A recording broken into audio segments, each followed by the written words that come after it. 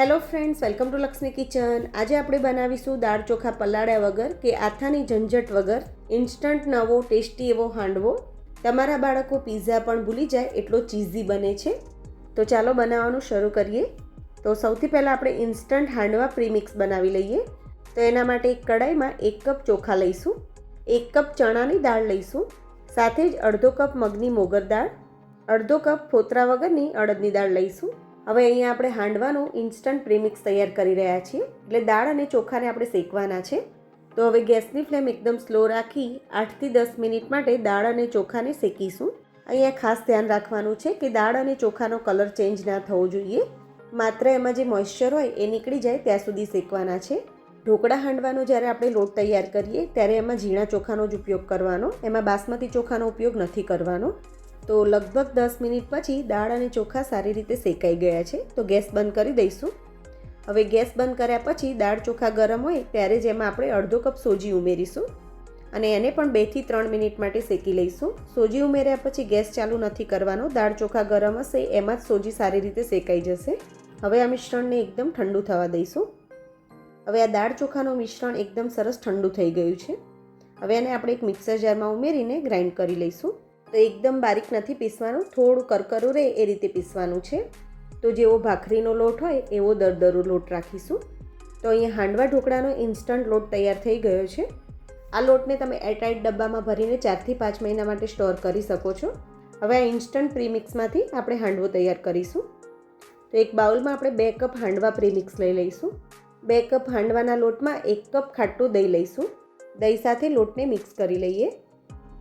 Instant handvo છે એટલે ખાસ તમારે દહીં ખાટું લેવાનું. જો દહીં વધારે ખાટું ના હોય તો દહીંની સાથે તમારે એક લીંબુનો રસ ઉમેરી દેવાનો.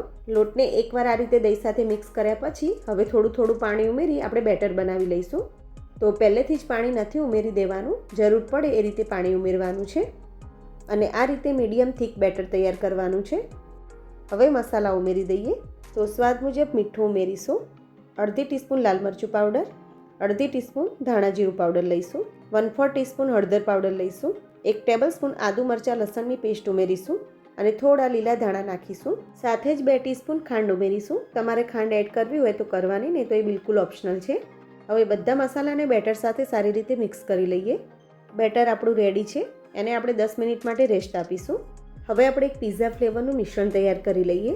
એના માટે આપણે એક બાઉલમાં નાની ઝીણી સમારેલી ડુંગળી ઉમેરી દઈશું, અડધું ઝીણું કાપેલું કેપ્સિકમ ઉમેરી દઈએ, 2 ટેબલસ્પૂન જેટલા લીલી મકાઈના દાણા ઉમેરીશું, 2 ટેબલસ્પૂન જેટલા લીલા ધાણા ઉમેરી દઈશું. સાથે જ અહીંયા આપણે શેઝવાન ચટણી લઈશું, એ આપણે 1 ટેબલસ્પૂન ઉમેરીશું. સાથે જ 1 ટીસ્પૂન ટમેટો કેચઅપ લઈશું. તમારી પાસે જો શેઝવાન ચટણી ના હોય તો તમારે 2 ટીસ્પૂન જેટલું ટમેટો કેચઅપ ઉમેરવાનું. 1 ટીસ્પૂન પિઝા સિઝનિંગ ઉમેરીશું. સાથે જ આપણે અડધી ટીસ્પૂન ચીલી ફ્લેક્સ લઈશું. હવે બધી વસ્તુને આપણે એકદમ સારી રીતે મિક્સ કરી લઈએ. હવે અહીંયા મેં 1.5 ક્યુબ જેટલું પ્રોસેસ ચીઝ લીધું છે. તમે મોઝરેલા ચીઝ લઈ શકો છો. ચીઝ તમારે વધારે લેવું હોય તો તમે લઈ શકો છો. તો બધી સામગ્રી એકદમ સારી રીતે મિક્સ થઈ ગઈ છે. એને આપણે સાઈડમાં મૂકી દઈશું.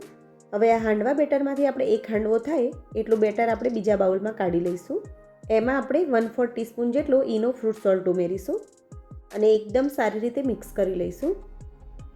હવે હાંડવો બનાવવા માટે નોનસ્ટિક પેનમાં આપણે 1 ટેબલસ્પૂન જેટલું તેલ ઉમેરીશું. તેલ ગરમ થાય એટલે થોડી રાઈ ઉમેરીશું. તમારે એકલા તલનો વઘાર કરવો હોય તો તમે કરી શકો છો. રાઈ તતડે એટલે અડધી ટીસ્પૂન જેટલા તલ ઉમેરી દઈશું. તરત જ આપણે હાંડવાનું બેટર ઉમેરી ફેલાવી દઈશું. હવે ઢાંકી 3થી 4 મિનિટ જેવું સ્લો ફ્લેમ પર થવા દઈશું. તો લગભગ 3થી 4 મિનિટ જેવું થઈ ગયું છે. તો હવે આપણે હાંડવાની સાઈડ ચેન્જ કરીશું. હાંડવાની સાઈડ ચેન્જ કર્યા પછી આપણે જે પિઝા ફ્લેવરનું મિશ્રણ બનાવ્યું છે એ મૂકી દઈએ. તો અડધું મિશ્રણ આપણે ઉમેરી દઈશું. તો આટલા મિશ્રણમાંથી 2 હાંડવો પિઝા ફ્લેવરના તૈયાર થશે. ઉપરથી ચીઝ ગ્રેડ કરી ઢાંકી 2 મિનિટ જેવું થવા દઈશું, એટલે બધા વેજીટેબલ સારી રીતે કૂક થઈ જશે અને ચીઝ પણ સારી રીતે મેલ્ટ થઈ જશે. તો તમે જોઈ શકો છો ચીઝ મેલ્ટ થઈ ગયું છે. હવે ઉપરથી ઇટાલિયન હર્બ્સ, ચીલી ફ્લેક્સ અને લીલા ધાણા નાખીને ગાર્નિશ કરીશું. તો એકદમ ચીઝી આપણો હાંડવો તૈયાર થઈ ગયો છે. એને આપણે કાઢી લઈશું. તો તમે જોઈ શકો છો એકદમ પરફેક્ટ આપણો હાંડવો તૈયાર થયો છે. ગરમા ગરમ હાંડવાને કટ કરી ટામેટો કેચઅપ સાથે સર્વ કરીશું. તો તમે આવો પિઝા ફ્લેવરનો હાંડવો ચોક્કસથી ટ્રાય કરજો અને કોમેન્ટમાં જણાવજો કે તમને મારી રેસિપી કેવી લાગી.